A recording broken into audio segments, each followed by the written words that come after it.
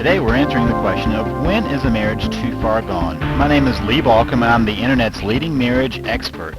Today that question, from my perspective, is very easy to answer, and I'll tell you why it's so easy for me to answer. I've seen so many couples where they have come back from the very edge of disaster and had a very successful marriage, but it's real easy for me to say when not to save, when it's too far gone, and one is when there is abuse. I always put that as a disclaimer. I do not think that people who are in abusive relationships should save their marriage. But after that, it's when the divorce is final. I mean, that's kind of where I draw the line, that when it's over because the divorce is done and people go their separate ways, except for I've seen many couples that came back together even after the divorce. But practically speaking, when the divorce is final, when there just is nothing else that can be done, that's when you call it quits. Now, really, what I'm thinking is that in reality, it's when you both decide it is over and both of you refuse to work on it. Understand, I said both of you decide when to work on it, because one of you can continue to work on it. That doesn't mean it's over just because one person says it's over.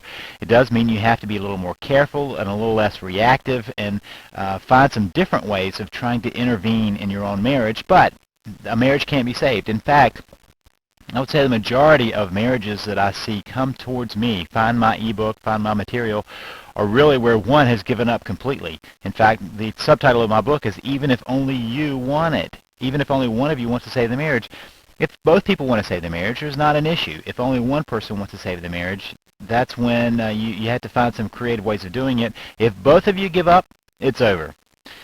Unfortunately, no-fault divorces in most of the states, I think in all the states right now, there are some who are trying to change that, but practically speaking, one person can decide to end a relationship, and I understand that. So at some point, one person can want to save the marriage and the other person refuse to do that and continue to move on, and there be a divorce. And unfortunate, because there really is no recourse to that. And there's some of us who are still trying to get that changed, but that right now is where we are. No fault runs the states, runs the divorce court. So the real question is this one: are you ready to quit? If you're ready to quit and your spouse has already given up, then it's over. If you're not ready to quit, remember what Churchill said. He said, never, never, never give up.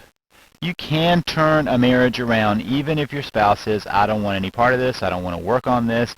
There are things you can do, and if you're interested in finding out what you can do, I would urge you to go now to www.savethemarriage.com. That's www.savethemarriage.com.